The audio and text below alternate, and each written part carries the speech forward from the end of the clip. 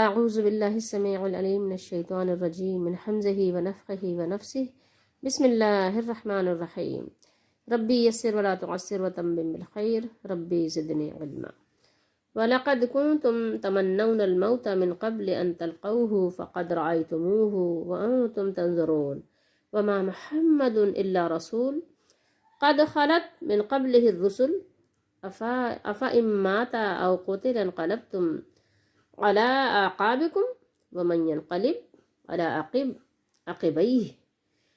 عقبيه فلن يضر الله شيئا وسيجزي الله الشاكرين۔ دو آیتیں ہیں، آیت نمبر 143 اور 144۔ سورہ آل عمران چوتھا پارہ ہے، ترجمہ ہے کنز الایمان۔ اور تم تو موت کی تمنا کیا کرتے تھے، یہ کون کرتا تھا؟ یہ ابھی ہم حدیث شریف کی روشنی میں بات کریں گے۔ اور تم تو یعنی تم سے مراد یہاں تم سب، ٹھیک ہے، یعنی جو ایک گروہ تھا، تو یہ ایک گروہ کی بات ہو رہی، کیونکہ تم جو ہے یہ تم کا جو صیغہ استعمال ہوتا ہے وہ کم از کم یعنی 3 کے لیے تو ضرور ہوتا ہے۔ 3 میں یہ ہے کہ کیونکہ جمع کا ہے نا، تو جمع جو ہے عربی میں وہ 3 سے کم پر نہیں بولی جاتی، ورنہ تثنیہ کا صیغہ آتا ہے، ٹھیک ہے۔ اور تم تو موت کی تمنا کیا کرتے تھے اس کے ملنے سے قبل، من قبل، ٹھیک ہے۔ تمنا اردو میں بھی بولتے ہیں، یعنی تمنا کرتے تھے موت کی اس سے پہلے، یعنی آنے سے پہلے، موت کے آنے سے پہلے، ان تلقوہ، ٹھیک ہے۔ فقد رأیتموہ، تو اب وہ تمہیں نظر آئی، یعنی جب تم نے اس کو دیکھ لیا، جب تم نے موت کو قریب دیکھا اپنے نظروں کے سامنے، ٹھیک ہے، وہ تمہیں نظر آئی آنکھوں کے سامنے، ٹھیک ہے۔ یہ ایک تو یہ آیت ہو گئی۔ اب آگے آیت میں فرمایا، جنگ احد کی بات ہو رہی ہے اس کے بعد، ٹھیک ہے، وما محمد الا رسول، اور محمد صلی اللہ علیہ وسلم تو ایک رسول ہیں، ٹھیک ہے۔ یہاں ترجمہ اگر آپ صحیح کریں گے تو ماں نافیہ ہے چونکہ، تو ترجمہ ہوگا کہ اور نہیں ہے محمد صلی اللہ علیہ وسلم مگر اللہ کے رسول، ٹھیک ہے، یعنی محمد صلی اللہ تعالیٰ علیہ وآلہ وسلم اللہ کے رسول ہیں۔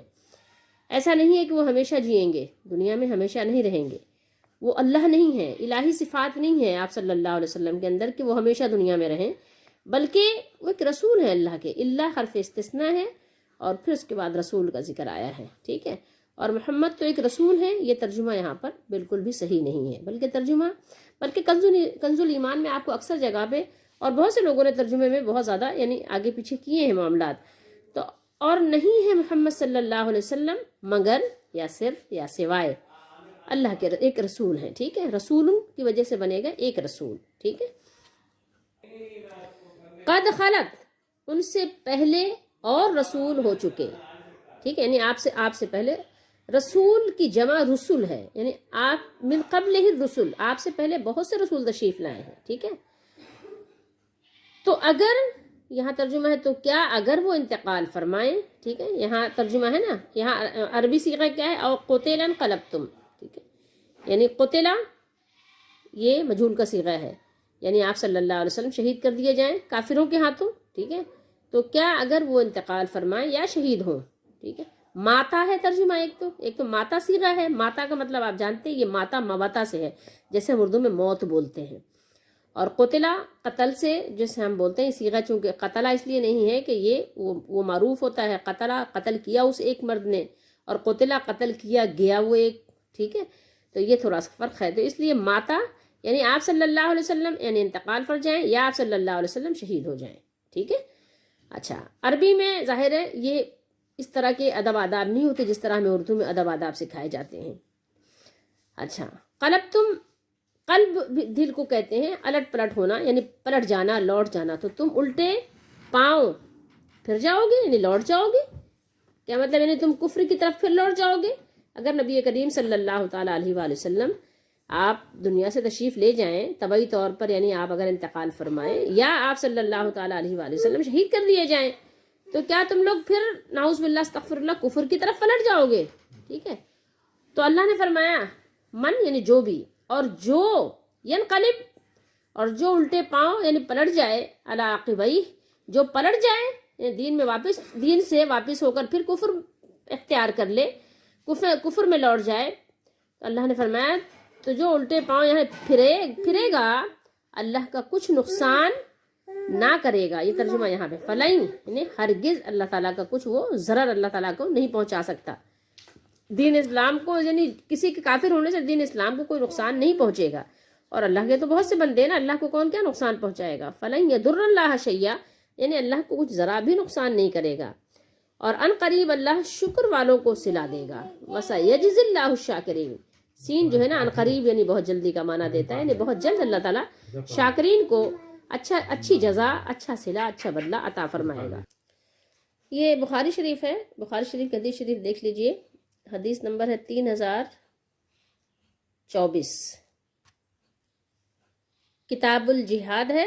باب ہے یہ لا تمنوا لقاء العدو. لقاء کہتے ہیں ملاقات کو, لا نہیں, تمنا نہیں کرو ملاقات کی دشمن سے, یعنی دشمن سے مٹ بھیڑ ہونے کی تمنا نہیں کرو. یعنی ان سے مٹ بھیڑ ہو, ان سے لڑائی جھگڑا ہو, ٹھیک ہے, دشمن حملہ کرے اور ہم اس کو جوابی کارروائی کریں, اس طرح کی تمنا کرنے کی ضرورت نہیں ہے, منع کیا گیا ہے. اب آئیے حدیث شریف دیکھیے کیا فرمایا.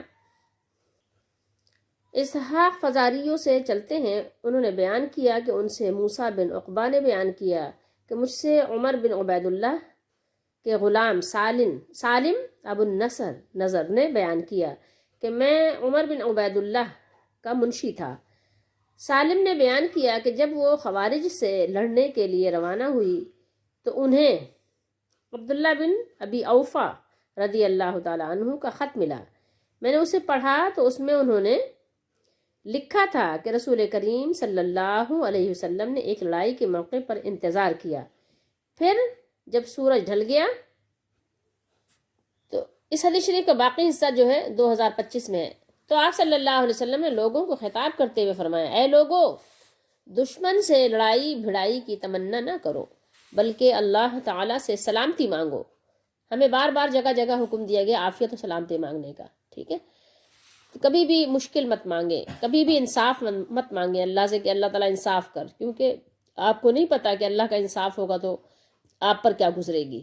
اس لیے ہر وقت ہمیشہ اللہ سے عافیت و سلامتی مانگو, ٹھیک ہے, اللہ تعالیٰ سے سلامتی مانگو. ہاں جب جنگ چھڑ جائے تو پھر کیا کرو, تو پھر صبر کیے رہو اور ڈٹ کر مقابلہ کرو, اور جان لو کہ جنت تلواروں کے سائے میں ہے. جنت کہاں ہے؟ تلواروں کے سائے میں ہے. یعنی یہ نہیں سمجھے کہ آپ کو سکون سے بیٹھنا ملے گا, کیونکہ کافر تو شرارت کریں گے اور ظاہر ہے کہ آپ کو دین کا نفاذ کرنا ہے, تو اس کے لیے آپ کو نکلنا پڑے گا. ایسا نہیں ہے کہ عیش و تعیش کرتے ہوئے مزے کرتے کرتے آپ ایسے جنت پہنچ جائیں گے, کیونکہ جنت کو ڈھانپا گیا ہے کس سے؟ جنت کو تکالیف سے ڈھانپا گیا ہے, ٹھیک ہے, اور دوزخ جو ہے وہ مزوں کے نیچے ہے. تو اس لیے اس بات کا خیال رکھا کریں. جنت تلواروں کے سائے میں ہے یا جنت تلواروں کے سائے تلے ہے, ٹھیک ہے, اس کا خیال رکھا کریں کہ جنت تلواروں کے سائے تلے ہے, یا یہ یاد رکھنے کی چیز ہے. پھر آپ صلی اللہ علیہ وسلم نے یوں دعا کی, اے اللہ کتاب یعنی قرآن کے نازل فرمانے والے, اے بادلوں کو چلانے والے, اے احزاب یعنی کافروں کی جماعتوں کو غزوہ خندق کے موقع پر شکست دینے والے, ہمارے دشمن کو شکست دے اور ان کے مقابلے میں ہماری مدد کر. عربی میں آپ دعا دیکھیں تو یہ ہے, اللہم منزل الکتابی و مجری السحابی, یعنی بادلوں کو چلانے والے, بادل چلتے ہیں نا, کون چلاتا ہے بادلوں کو, وحازم الاحزابی اہزمہم وانصرنا علیہم. اب آئیے دیکھیے, یہ ہے احمد رضا کا ترجمہ.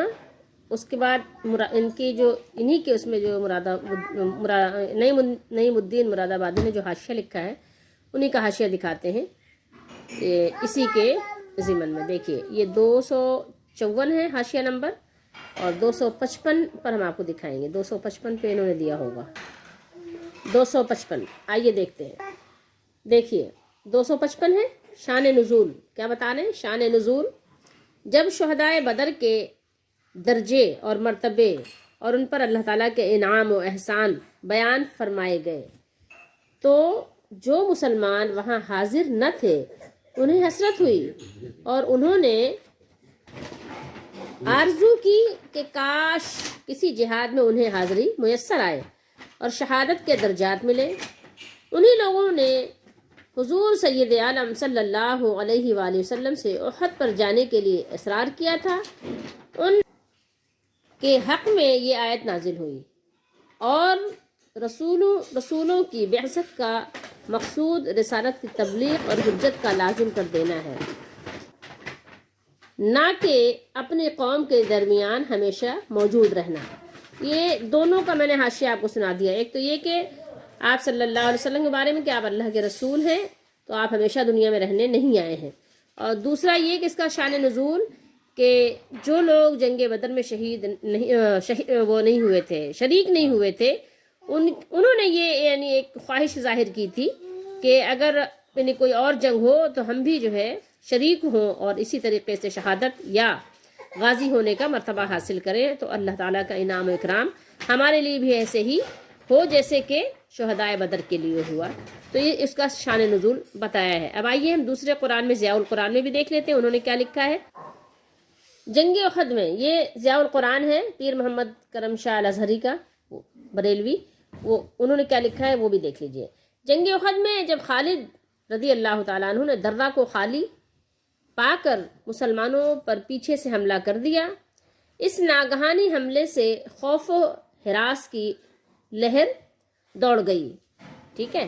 پھر یعنی کسی کافر نے پتھر مار کر نبی کریم صلی اللہ علیہ وسلم کو شدید زخمی کر دیا، تو یہ افواہ اڑ گئی کہ آپ صلی اللہ علیہ وآلہ وسلم شہید کر دیے گئے۔ یہ احادیث سے موجود ہے یہ بات۔ بس اس خبر کا مشہور ہونا تھا کہ مسلمانوں کے اوسان خطا ہو گئے، ٹھیک ہے، یعنی مسلمان بالکل ایک طرح سے کہیے کہ دل برداشتہ جیسے ہوتا ہے نا کہ انسان اب کیا کرے، اب اس کے پاس یعنی کیا عذر رہ گیا کہ اللہ کے سامنے کیا عذر پیش کرے گا کہ نبی علیہ السلام کی ہم حفاظت نہیں کر سکے۔ آگے مزید بیان کرتے ہیں کہ بعض کمزور دل مسلمانوں نے یہ کہنا شروع کر دیا کہ کاش عبداللہ بن ابی ہمارے لیے ابو سفیان سے امان طلب کرے، ٹھیک ہے۔ بعض منافقوں نے یہ پروپیگنڈا شروع کر دیا کہ محمد صلی اللہ تعالیٰ علیہ وآلہ وسلم علیہ الصلوۃ والسلام نبی ہوتے تو شہید کیسے کیے جاتے، آؤ اپنے دین کی طرف لوٹ جائیں۔ لیکن بعض ایسے جاں باز بھی تھے کہ اس مشکل وقت میں بھی ثابت قدم رہے۔ حضرت انس بن نضر للکار رہے تھے کہ آؤ جس مقصد کے لیے ہمارے آقا نے جان دی اسی کے لیے ہم بھی اپنا سر قربان کر دیں۔ حضور صلی اللہ علیہ وسلم کے بعد زندہ رہنے میں کیا لطف، اگر رسول اللہ صلی اللہ علیہ وآلہ وسلم شہید ہو گئے تو کیا ہوا، ان کا رب تو زندہ ہے، ٹھیک ہے۔ یہ کہہ کر کفار پر حملہ کر دیا اور لڑتے لڑتے جام شہادت نوش کیا رضی اللہ تعالی عنہ۔ یہ ان کے بتا رہے ہیں انس بن نضر رضی اللہ تعالیٰ عنہ کی بات بیان کی یہاں پر، ٹھیک ہے۔ اچھا، اس کے بعد بعض نو مسلموں نے یعنی جو نئے مسلمان ہوئے تھے، آپ صلی اللہ علیہ وسلم کی شہادت کی خبر سن کر جو کمزوری دکھائی اس پر انہیں تنبیہ کی جا رہی ہے کہ محمد مصطفیٰ صلی اللہ تعالیٰ علیہ وآلہ وسلم رسول ہیں، خدا نہیں۔ یہ ان کے الفاظ ہیں جو لکھے ہوئے ہیں، وہ میں آپ کو دکھا رہی ہوں۔ اس دنیا میں آپ صلی اللہ علیہ وسلم کی قیام کی مدت مقرر ہے، جب وہ فانی دنیا کو چھوڑ کر رفیق اعلیٰ کی طرف انتقال فرمائیں تو کیا تم ان کا دین چھوڑ دو گے؟ یعنی جو مشن نبی کریم صلی اللہ علیہ وسلم لے کر آئے ہیں، جس مقصد کے لیے آئے ہیں، کیا تم اس مقصد کو ہی چھوڑ دو گے؟ یہ یعنی مقصد ہے۔ اور اسلام کی خاطر لڑنا بند کر دو گے، یعنی کہ پھر جہاد ختم ہو جائے گا، آپ صلی اللہ علیہ وسلم چلے جائیں گے تو؟ اچھا، ایسا کیا تو خود ہی نقصان اٹھاؤ گے، یعنی تم اپنا نقصان کرو گے، اللہ کا کیا نقصان کرو گے، یا دین کا کیا نقصان کرو گے، اسلام کا کیا نقصان کرو گے؟ اللہ تعالیٰ کے دین کو تمہارے اس رویے سے کوئی ضرر نہیں پہنچے گا، یعنی کوئی نقصان نہیں ہوگا۔ تو یہ میں نے آپ کو ان کا حاشیہ سنایا، ٹھیک ہے۔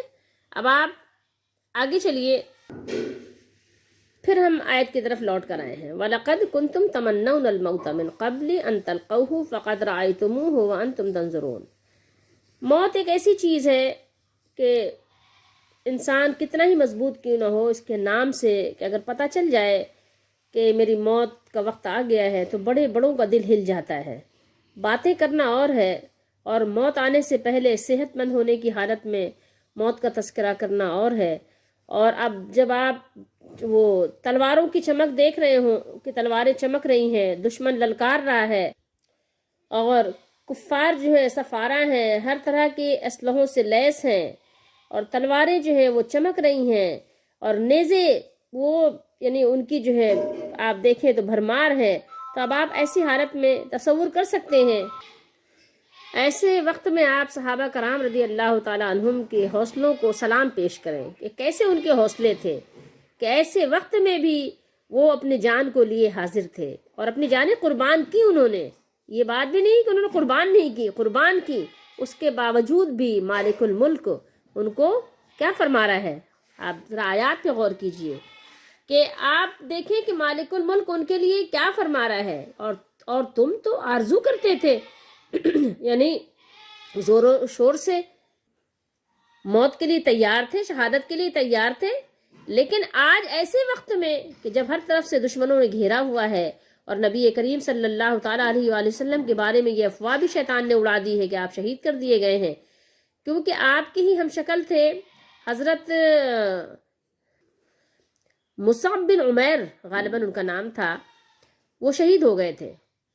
تو ان کی اور حضرت سیدنا حمزہ رضی اللہ تعالیٰ عنہ کی ایک ہی جگہ تدفین بھی ہوئی تھی، اور وہ کفن کی بھی قلت تھی۔ جنگ احد کا جو مقام تھا وہاں پر شہداء کافی تعداد میں تھے، اور ظاہر ہے کہ دنیا میں انہوں نے بہت زیادہ ظاہر ہے ایمان کے مشن کو آگے بڑھانے کے لیے کہ زیادہ سے زیادہ لوگ ایمان والے ہو جائیں، اسی میں لگے ہوئے تھے، تو بہت زیادہ ان کے دنیا کے کاروبار میں تو وہ لگے نہیں تھے۔ تو آپ تصور کریں کہ ایسے وقت میں بھی صحابہ کرام رضی اللہ تعالیٰ عنہم اپنے جان لیے حاضر تھے، لیکن اس کے باوجود بھی ان میں سے اگر کچھ لوگوں نے تھوڑی بہت جو یعنی کمزوری کا مظاہرہ کیا تو اللہ تعالیٰ نے ان کی یہاں بھی تنبیہ فرما دی کہ دیکھیے یہ معاملہ ایسا نہیں ہے، اور حالانکہ قرآن پاک میں اللہ تعالیٰ نے ان کو معافی کا اعلان بھی کر دیا۔ اب اگر صحابہ کرام رضی اللہ تعالیٰ عنہم کی شان میں کوئی بھی الٹی سیدھی بات کرے گا تو وہ خود بھگتے گا، کیونکہ یہ بہت بڑے لوگ تھے اور اپنے تن من دھن سے حاضر تھے رسول اللہ صلی اللہ تعالیٰ علیہ وآلہ وسلم کی حفاظت کے لیے بھی، اور آپ کے دین کی حفاظت کے لیے بھی جو آپ لے کر آئے تھے، اور آپ کے مشن کو آگے بڑھانے کے لیے بھی کہ جو آپ مشن لے کر آئے ہیں اس کے لیے بھی کہ وہ ترقی کرتا رہے، ٹھیک ہے، ہم رہے نہ رہے، ہماری جان رہے نہ رہے، ٹھیک ہے، لیکن دین اسلام پھلتا پھولتا رہے، دین اسلام کی سربلندی ہوتی رہے، ٹھیک ہے، صرف میں ہی نہیں مٹ جاؤں بلکہ میری اولادیں بھی مٹ جائیں تو کوئی فرق نہیں پڑتا، میرا سب کچھ ختم ہو جائے، لیکن دین اسلام جو ہے یہ پھلتا پھولتا رہے، یہ ترقی کرتا رہے، یہ آگے سے آگے بڑھتا رہے، ٹھیک ہے۔ لیکن اللہ تعالیٰ نے ان کو یہاں پر تنبیہ فرما دی، جو تھوڑی سی انسان کو ظاہر بڑے بڑے دل ہل جاتے ہیں موت کے سامنے، تھوڑی سی بیماری آ جائے اور اگر ڈاکٹر کہہ دے کہ آپ کی بیماری کو تھوڑا سا جو ہے ظاہر ہے یہ اس کی کنڈیشن صحیح نہیں ہے، خطرہ ہے، یہ ہے وہ ہے، تو انسان ہل کے رہ جاتا ہے، ٹھیک ہے۔ موت ایک ایسی چیز ہے بڑے بڑوں کو ہلا دیتی ہے، اور صحابہ کرام رضی اللہ تعالیٰ عنہم کے لیے اللہ تعالیٰ نے یہ تھوڑی سی بھی جو ان کی یعنی لفزش تھی، لفزش میں نہیں کہہ سکتے اس کو کہ اللہ تعالیٰ معاف کرے، کہیں ہمارے لیے یہ کہنا بھی گناہ ثابت نہ ہو جائے کہ یعنی یہ تھوڑی سی کمزوری بھی اللہ تعالیٰ نے ان کے لیے یعنی گوارا نہیں فرمائی۔ بڑے لوگوں کی بڑی باتیں ہوتی ہیں، بڑی لوگوں کی ظاہر ہے بڑا مقام ہے، بڑا مرتبہ ہے، وہ اللہ تعالیٰ کے مقرب لوگ ہیں، تو آپ یہ دیکھیں کہ وہ اپنا سب کچھ دین کے لیے لٹاتے ہیں، اور ہمارے یہاں جو لوگ بیٹھے ہوئے دین کے نام پر، وہ دین کے نام پر لوگوں کو لوٹتے ہیں، وہ اللہ والے سب کچھ لٹا رہے تھے دین پر، اور یہ اللہ والے بن کر سب کو لوٹ رہے ہیں، ٹھیک ہے، اور سب کو لوٹتے تو اتنا بھی کافی تھا، لیکن وہ تو دین کا ہی حلیہ بگاڑ رہے ہیں، مطلب لوگوں کا دین ہی لوٹ رہے ہیں، دین و ایمان ہی لوٹ رہے ہیں، وہ تو صرف مال کے ڈاکو نہیں ہے بلکہ یعنی ایمان کے ڈاکو بھی بن گئے ہیں، ٹھیک ہے، جان بھی لے لیتے تو جان بھی تو جانی ہی تھی، لیکن یہ تو ایمان کے ڈاکو بن گئے۔ اللہ تعالیٰ ہم سب کو ایسوں سے بچائے۔ تو اللہ تعالیٰ فرما رہا ہے کہ دیکھیے سو اب دیکھ لیا تم نے اس کو اور تم آنکھوں سے مشاہدہ کر رہے ہو، یعنی ظاہر ہے آنکھوں کے سامنے تلواریں چمک رہی ہیں نا، تلواریں چمک رہی ہیں، بھالے چمک رہے ہیں، نیزے چمک رہے ہیں، سب یعنی حاضر ہے، بڑا لشکر حاضر ہے، دشمن حاضر ہے، للکار رہا ہے، اور کبھی تیروں سے حملہ کر رہا ہے، تلواروں سے حملہ کر رہا ہے، کود پھاند مچائی ہوئی ہے جنگ میں. آپ تصور کر لیں کہ کیا معاملہ تھا. پھر بھی وہ ثابت قدم رہے. کتنے 70 صحابہ نے اپنی جانیں دے دی. 70 صحابہ کوئی معمولی بات تو نہیں ہے. اور اللہ کے رسول صلی اللہ علیہ وسلم کی، اللہ کے نبی صلی اللہ علیہ وسلم کی حفاظت بھی فرمائی. لیکن جب شیطان نے یہ خبر اڑا دی کہ آپ صلی اللہ علیہ وسلم شہید کر دیے گئے، ہاں یہاں ترجمہ دیکھ لیجئے ان کا، ضیاء القرآن والوں نے ترجمہ جو کیا ہے وہ دیکھ لیجئے. اور نہیں محمد، ٹھیک ہے، مگر اللہ کے رسول، یہاں ترجمہ یہ صحیح ہوا ہے. تو جب احد کے دن کچھ صحابہ یعنی کمزور ہو گئے، شکست یعنی انہوں نے کھا لی، اور کچھ شہید ہو گئے، کچھ کو شہید کر دیا گیا، تو شیطان نے یہ اعلان کر دیا کہ محمد مصطفیٰ صلی اللہ تعالیٰ علیہ وآلہ وسلم شہید ہو گئے ہیں.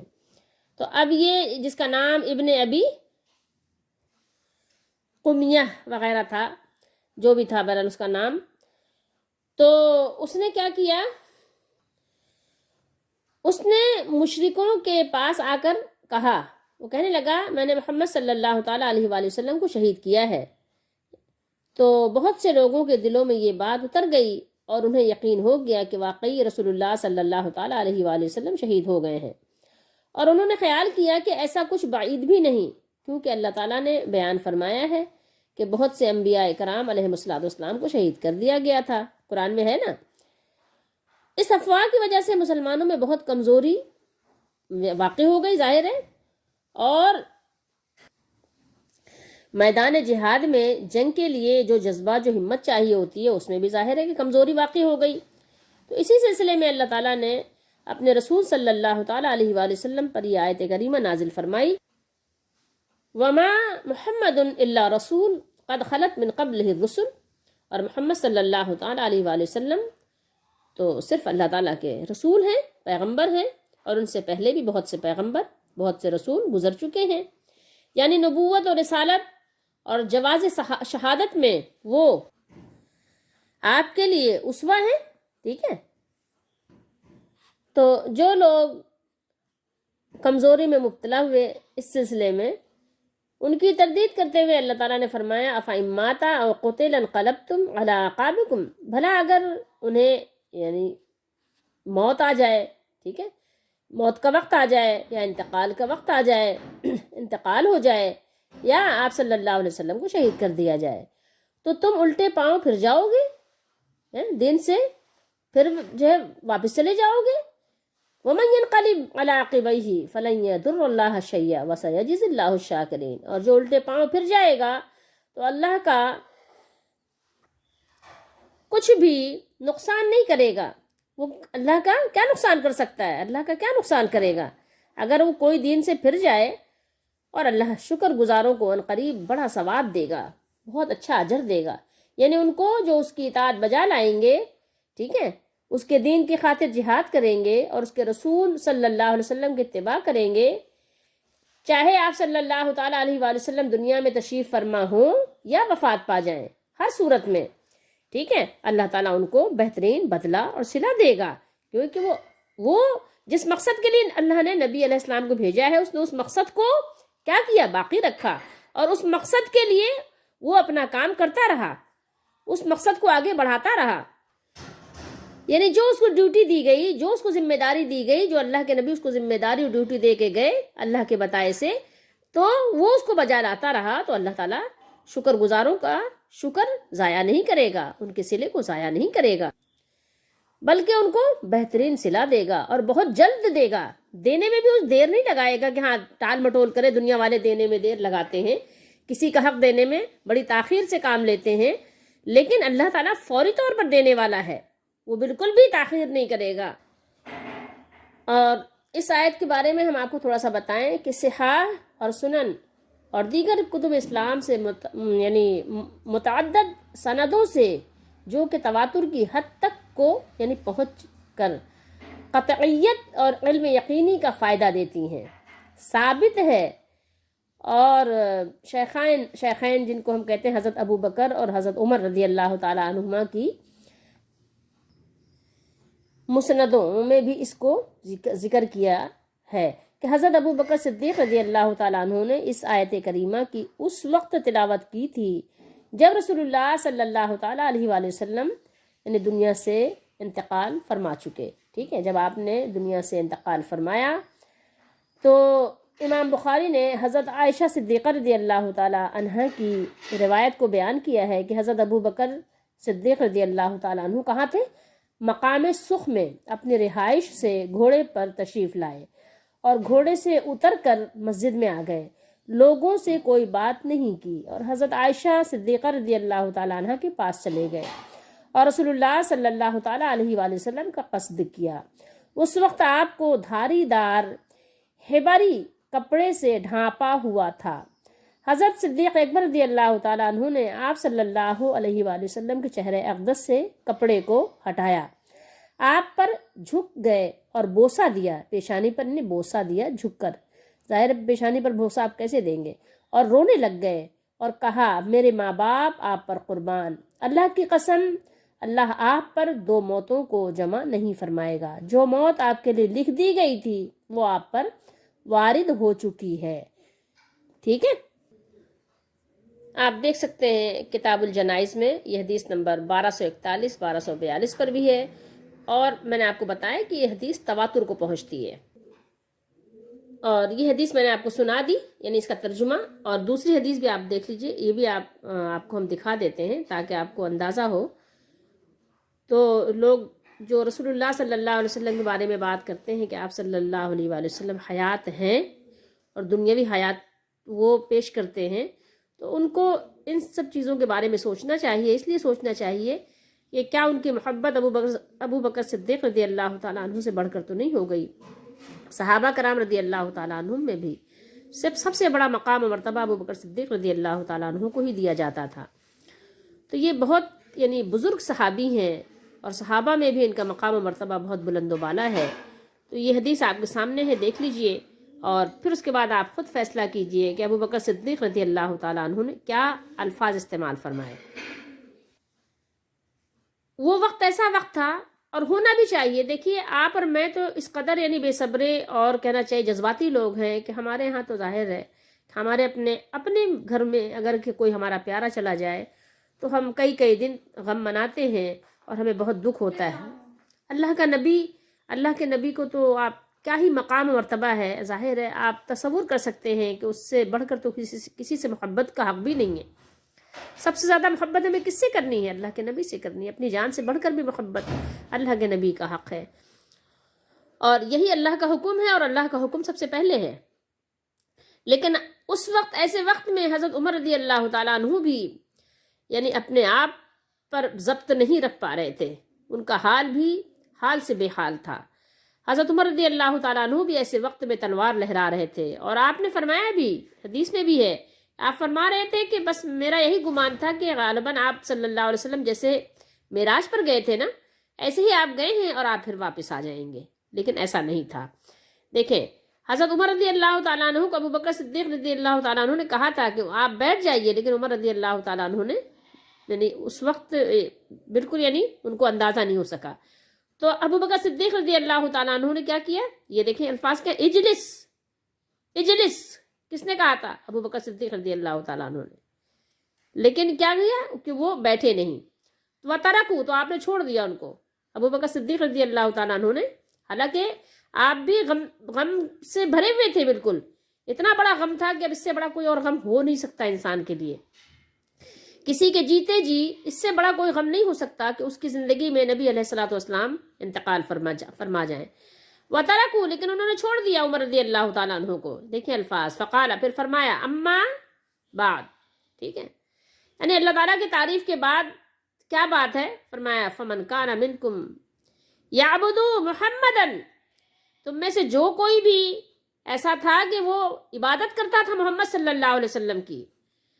یہ ابو بکر صدیق رضی اللہ تعالیٰ عنہ کہہ رہے ہیں، لوگوں کو انہیں ڈرا رہے ہیں، لوگوں کو تنبیہ کر رہے ہیں کہ دیکھو تم میں سے کوئی ایسا تو نہیں تھا کہ جو محمد صلی اللہ علیہ وسلم کی عبادت کرتا تھا.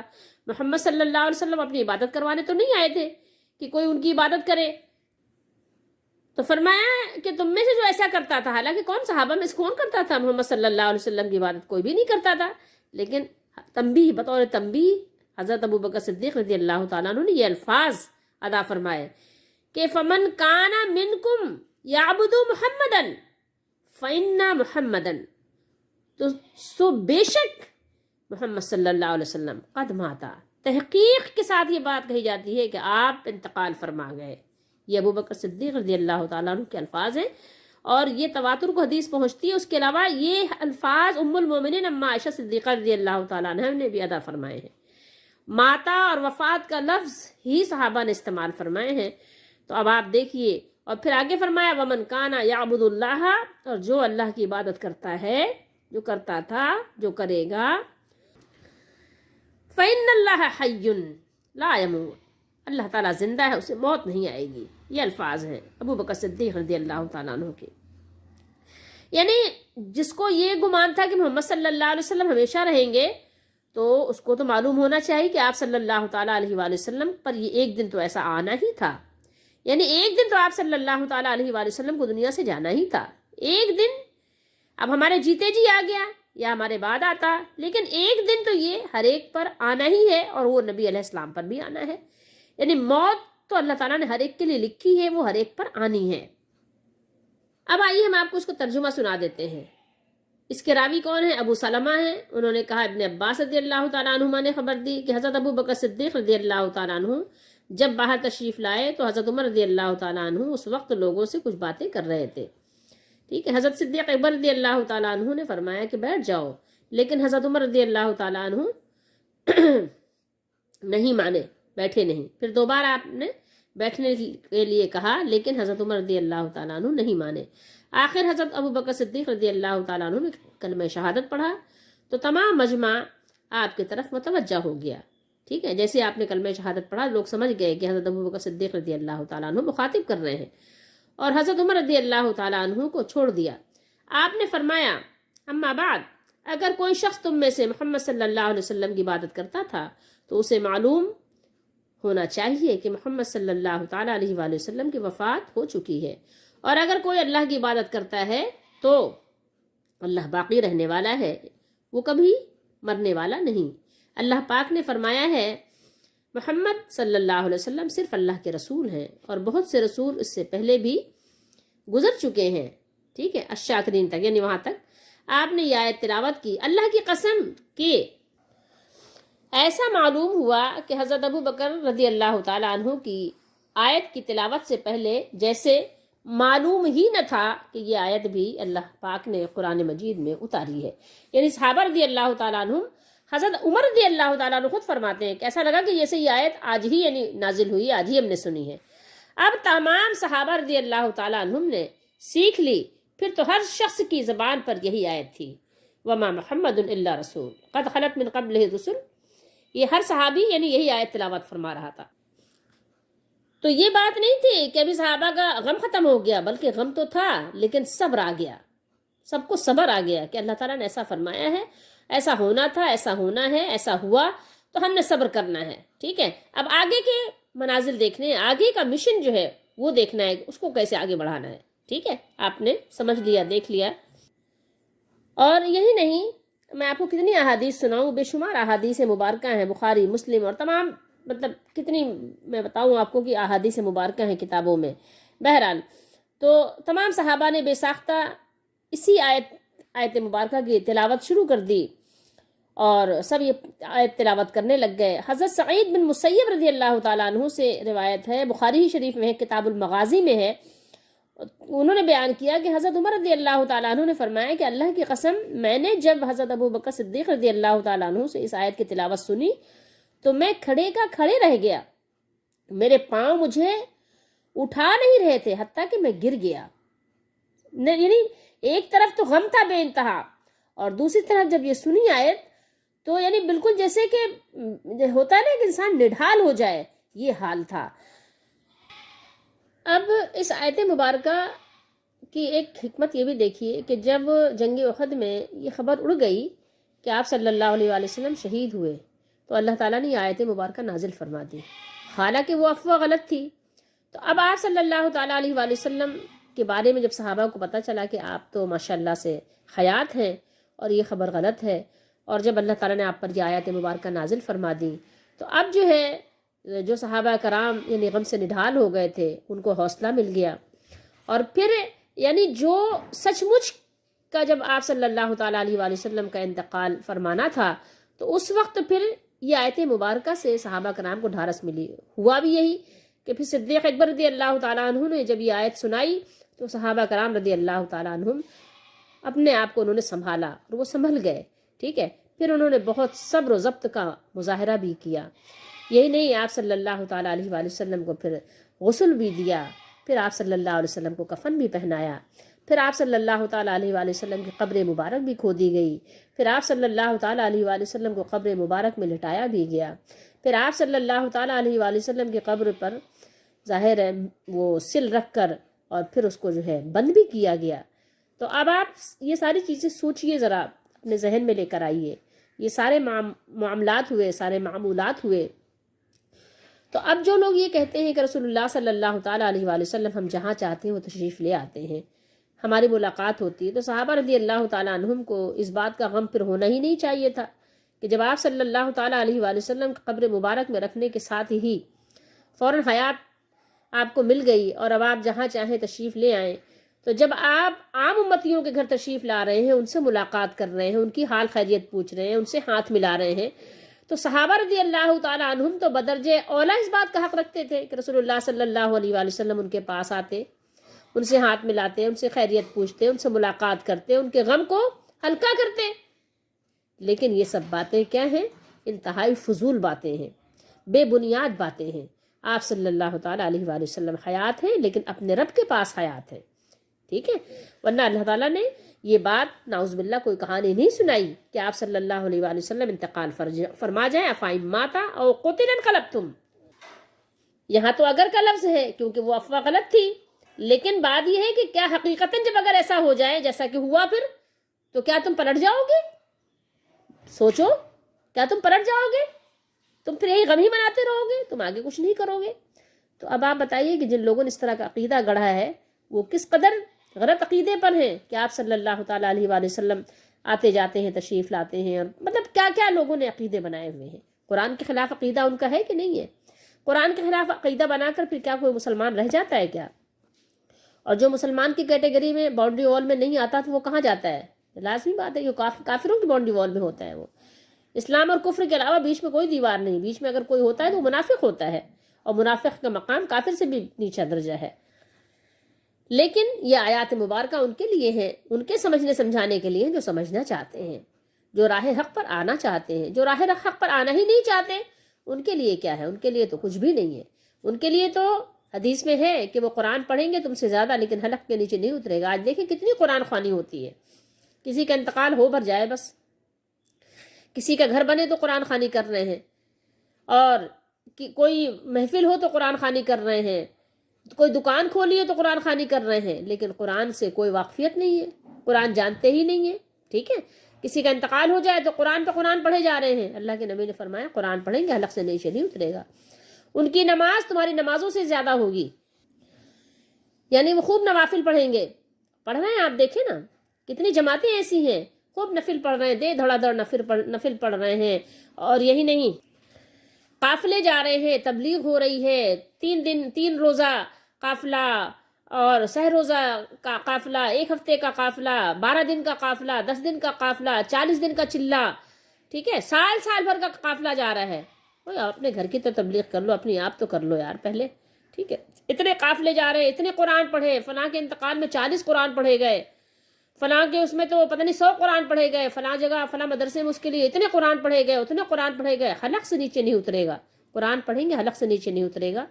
ذرا آپ غور کر لیں کہ کون لوگ ہیں، کس کی کیٹیگری ہے یہ. اتنی تبلیغ ہو رہی، اتنے چلے ہو رہے ہیں، سال بھر وہ گھر سے اپنے باہر ہیں، اپنا بستر بوریا بستر لوٹا لے کے پھر رہے ہیں. ٹھیک ہے، گلی گلی نگر پھر رہے ہیں، قرآن پڑھ رہے ہیں لیکن حلق سے نیچے نہیں اتر رہا ہے. ماننے کو تیار نہیں ہے، تعویل کر دیتے ہیں. نہیں، نبی علیہ السلام زندہ ہیں، ایسے زندہ ہیں ہماری آنکھوں سے نظر نہیں آتے، زندہ ہیں. تو صحابہ رضی اللہ تعالیٰ عنہم نے تو 3 دن جب آپ صلی اللہ علیہ وآلہ وسلم اپنے حجرے میں تھے، 3 دن کے بعد آپ صلی اللہ علیہ وسلم کو قبر میں اتارا گیا. تو اب صحابہ نے 3 دن اپنے نبی علیہ السلام کو خامخواہ سے ہی یعنی ممبر پہ اعلان کر دیا کہ آپ صلی اللہ علیہ وسلم قد ماتا. ٹھیک ہے، ان محمد قد ماتا، اتنی تحقیقات کے ساتھ، اتنی یقین کے ساتھ کہہ دیا کہ وہ سن لے، وہ جان لے یقیناً بے شک محمد صلی اللہ علیہ وسلم انتقال فرما گئے.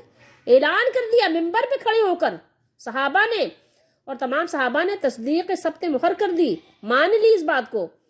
سب جمع ہو گئے اس بات پر، کسی نے انکار نہیں کیا کہ ابو بکر ابھی تو انتقال ہو گیا ہے، ابھی تو آپ صلی اللہ تعالیٰ علیہ وسلم، لیکن جیسے ہی ہم قبر میں رکھیں گے آپ صلی اللہ علیہ وسلم کی حیات دوبارہ ویسی ہی ہو جائے گی دنیاوی حیات کی طرح. نہیں، کسی نے نہیں کہا، کسی نے نہیں یہ استدلال کیا کہ شہید زندہ ہیں اور آپ صلی اللہ علیہ وسلم کا مقام و مرتبہ شہیدوں سے بڑا ہے تو آپ صلی اللہ علیہ وسلم پھر دنیا میں ہمارے پاس آ جائیں گے. نہیں، صحابہ کرام غمگین تھے، غمزدہ تھے. حضرت فاطمہ زہرا رضی اللہ تعالیٰ عنہ روئی تھیں، افسردہ ہوئی تھیں، غمزدہ ہوئی تھیں. ٹھیک ہے، یہ سب کچھ ہوا تھا، لیکن آج ہمارے یہاں کوئی ماننے کو تیار نہیں. قرآن پڑھیں گے حلق سے نیچے نہیں اترے گا، بہت نمازیں پڑھیں گے لیکن دین سے نکل جائیں گے، دین سے نکل جائیں گے. بخاری شریف میں کئی حدیث ہے. اب سوچئے کہ یہ کس کے اوپر فٹ آ رہی ہے. قرآن پڑھیں گے مانتے ہی نہیں ہیں، قرآن پڑھتے ہیں مانتے ہی نہیں ہیں. ان کی محبتیں کس طرح کی ہیں کچھ پتہ نہیں ہے، کچھ سمجھ نہیں آتی کہ ان کی محبتیں کس طرح کی ہیں. بہرحال اللہ نے فرمایا کہ جو الٹے پاؤں پھر جائے گا تو وہ اللہ کا کچھ نقصان نہیں کرے گا، اللہ کا کچھ نہیں بگاڑے گا. اور اللہ تعالیٰ جو لوگ یعنی دین پر قائم رہیں گے، قائم رکھیں گے، دین کو نفاذ کے لیے کوشش کریں گے اور اپنے آپ کو ہر فرقوں سے بچا کر اور دین محمد صلی اللہ تعالیٰ علیہ وآلہ وسلم کے لیے وقف رکھیں گے تو اللہ تعالیٰ ایسوں کا سرا ضائع نہیں کرے گا. ٹھیک ہے، اب آئیے دیکھتے ہیں کہ ان آیات کا پچھلی آیات سے کوئی ربط تھا. تھوڑا سا 1-2 منٹ دیکھ کر اس کے بعد بات ختم کرتے ہیں. پیچھے تو پہلے دیکھیے یہاں پر ہم آیت نمبر 143 میں دیکھیں کہ پہلے تو یہ ہے کہ بولنا کم ہے اور خیال بندیاں گمان کم کرنا ہے اور کوشش زیادہ کرنی ہے. ٹھیک ہے، اس کے علاوہ اللہ تعالیٰ نے اس سے پہلے بیان کیا تھا کہ کیا تمہارا خیال ہے جنت میں ایسے ہی چلے جاؤ گے. تو اس سے پہلے اللہ نے جنت کا تذکرہ بھی کیا تھا، جنت کیسی ہے، اور مومنوں کی صفات بھی بیان فرمائی تھی کہ جو مومن جنت میں جائیں گے ان کی صفات کیا ہوں گی. تو یہاں اللہ نے یہ بیان کیا کہ دیکھو جنت میں ایسے ہی نہیں چلے جاؤ گے. جنت میں جانے کے لیے ظاہر ہے کہ تمہیں تکالیف بھی اٹھانی پڑے گی، صبر بھی کرنا پڑے گا، جہاد بھی کرنا پڑے گا. ٹھیک ہے، اور تلواروں کی چمک دمک اور اس کی جھنکار کے سامنے اپنے آپ کو پیش بھی کرنا پڑے گا. ٹھیک ہے، تکالیف تو مشکلات تو آئیں گی، اس سے بچاؤ ممکن نہیں ہے. اللہ سے عافیت و سلامتی مانگتے ضرور رہو، لیکن یہ معاملات ضرور ہے کہ جنت میں ایسے ہی نہیں چلے جاؤ گے. جنت سستی نہیں ہے اتنی جتنا سستا تم نے سمجھ رکھا ہے. جنت کی کوئی قیمت ہے. جنت کی قیمت یہ ہے کہ جس وقت جس چیز کی ضرورت ہے وہ چیز آپ کو پیش کرنی ہے. مال کی ضرورت ہے آپ کو مال پیش کرنا ہے، جان کی ضرورت ہے آپ کو جان پیش کرنا ہے، وقت کی ضرورت ہے آپ کو وقت پیش کرنا ہے. جس چیز کی ضرورت ہے اسلام کو آپ نے وہ چیز لے کر حاضر رہنا ہے اور صبر و ثبات کے ساتھ قائم رہنا ہے. ٹھیک ہے، حیل و حجت نہیں کرنی ہے، بحث مباحثہ نہیں کرنی ہے، بڑی بڑی ڈینگیں نہیں مارنی، بڑی بڑی باتیں نہیں کرنی ہیں، بلکہ اپنے آپ کو. تو یہ ساری باتیں کس کی ہیں؟ ہمارے مالک، جو ہمارے مالک نے ہم کو پیدا کیا ہے اسی کے احکامات ہیں، یہ اسی کا حکم ہے اور اسی کا حکم جاری ہوگا ہم پر اور آپ پر. اگر ہم چاہتے ہیں اپنی نجات تو ہمیں اس کا حکم ماننا پڑے گا، اور جو لوگ اس کا حکم مان لیتے ہیں وہ ہماری اور آپ کی زندگی آسان بنا دیتا ہے، مشکل میں نہیں ڈالتا وہ، اور ہماری طاقت سے زیادہ ہم پر بوجھ بھی نہیں ڈالتا. اللہ تعالیٰ بے شک آسانی کرنے والا ہے. اس لیے اللہ سے مدد مانگو، اس سے دستگیری طلب کرو اور اس کی رحمت کی چادر میں اپنے آپ کو ڈھانپے رکھو. دنیا اور آخرت میں کامیابی تمہیں ملے گی.